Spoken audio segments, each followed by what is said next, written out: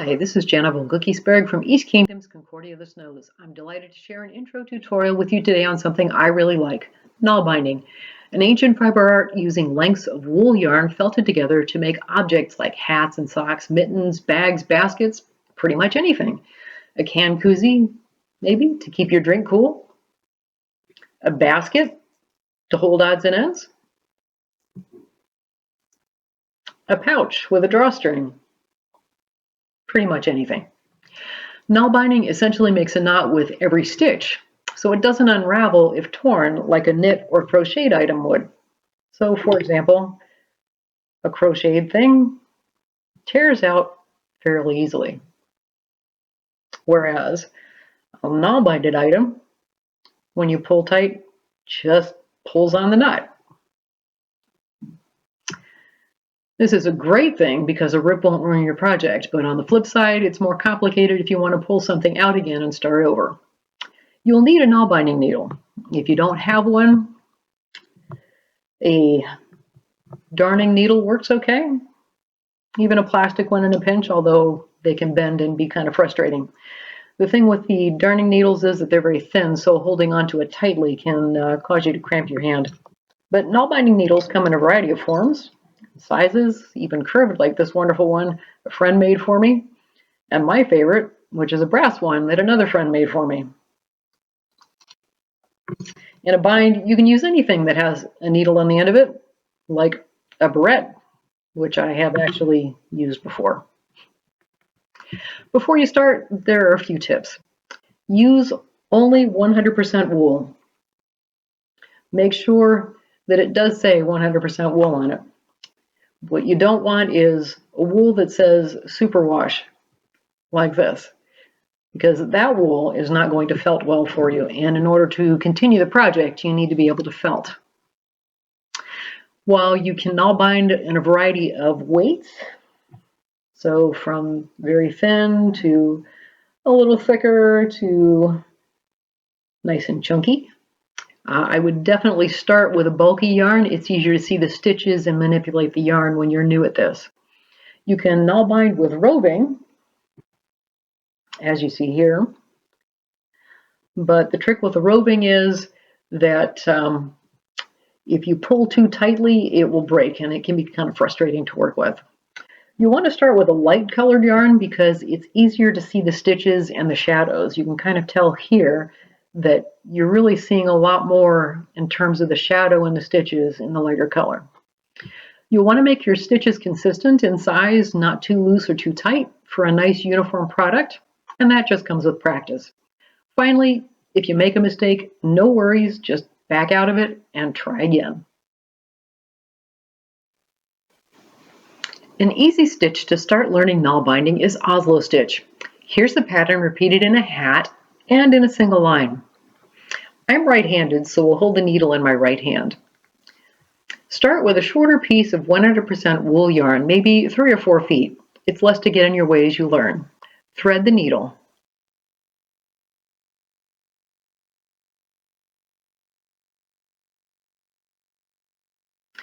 Loop the end of the yarn farthest from the needle 2 times around 3 of your fingers on your left hand.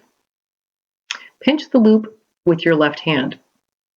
Bring the needle under the loops on the right side, twist it toward your body and down, and come back up into the loop on the left side of the cross of the figure 8 that you just made. With the long end of the yarn coming over the top of your left thumb, pinch the X of the figure 8 with your left hand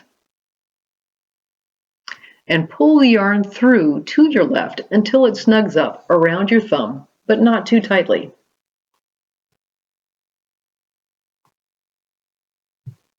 Now you should have a loop around your thumbnail, the yarn coming over the top of your left thumb, and some loops behind the pad of your thumb.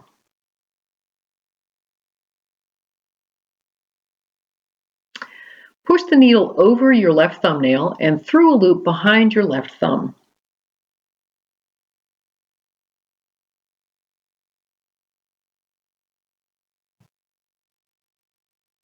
twist the needle back toward your left thumb and come through the loop on your thumb on the far side and under the yarn that comes over your left thumb. Pull the yarn through to your left.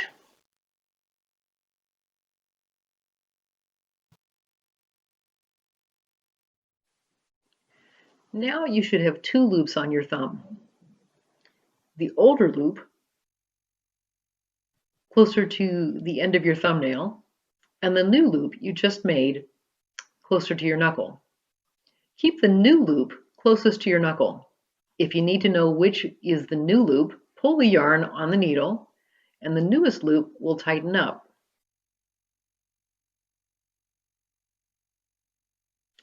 Use the needle to push through the older loop closest to the end of your thumbnail and off your thumb. Twist back toward your left thumb on the far side and go through the newer loop and under the yarn that goes over your left thumb. Pull to your left.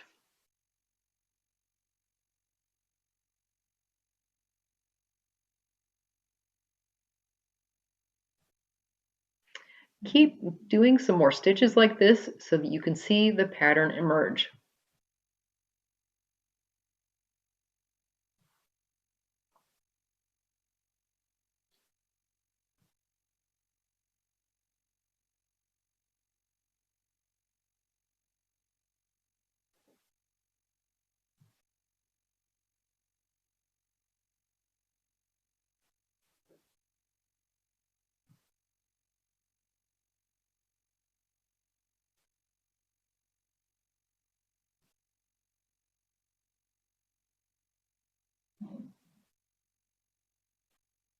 Here you see the pattern developing. Don't worry about a messy end like this. You can always clean that up later by undoing some of the messy starting stitches. Try not to split the yarn by poking the needle through the middle of the yarn, like so. That will end up making the piece look messier and it will be harder to undo if needed. Now for a little more about felting.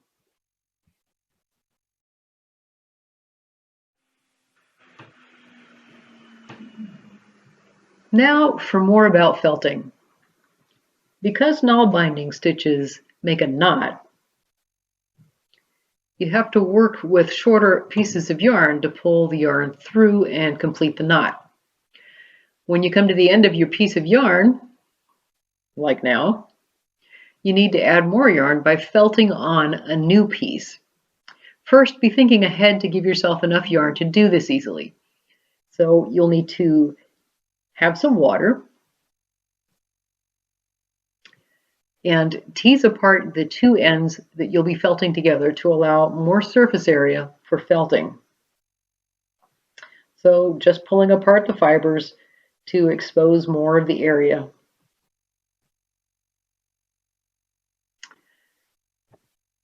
I've done the same with the second piece of yarn that I'm going to be using. Make both ends wet. Some people use saliva, other people use water. They just need to be wet. Then you'll want to lay the two ends on top of each other and twist just a little bit to get them starting to connect. Put them in the palm of your hand like so and begin to rub.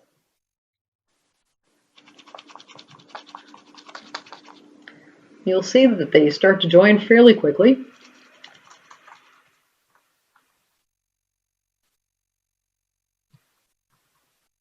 The rubbing and the heat are actually making the ends come together into a single piece.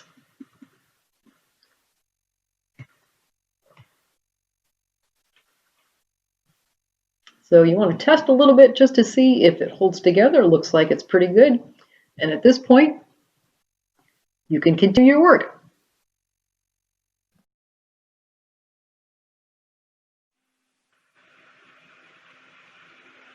To join the two ends to make a circle, you'll need to join Nalbinding to itself to make more than just a chain. Something like this. You'll see where the two ends come together here.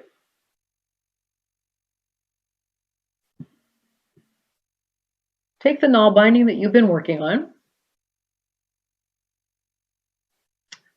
straighten out the chain, make sure that it doesn't have any bends in it, because you'll make yourself a Mobius strip if you do, and that will be very frustrating. It's interesting, but not very helpful.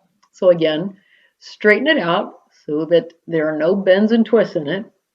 Pull the two ends together and choose a spot to start after the messy end. That will allow you to do some cleanup work later. Now, instead of going through one loop as you have so far, off the end of your thumb, you're going to start by picking up a loop, or picking up two for the first stitch, which is recommended to help make that first stitch a little stronger. So go through two loops after the messy end, and then do as you have before, going through the loop that was on your thumb, and proceed as before.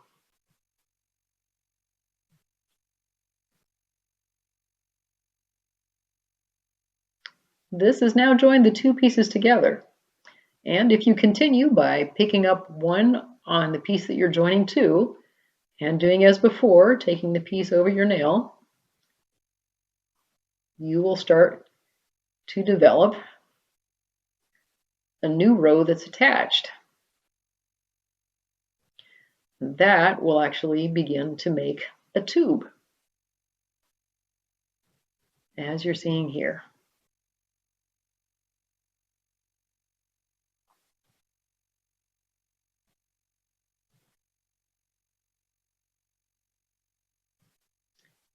See how the two pieces are joining together there.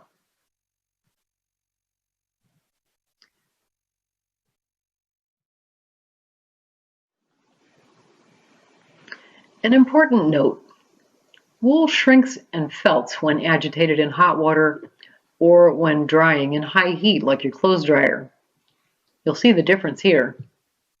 And different wools shrink in different amounts. This is great when you want it to, but not so much when you don't. In general, wash cool, air dry flat. If you give a Nalbinded item as a gift, remember to tell the recipient how to care for it. Many thanks to friends who showed me their Nalbinding projects and took the time to teach and encourage me. I hope you've enjoyed this video and are encouraged to try some of the many other Nalbinding stitches too.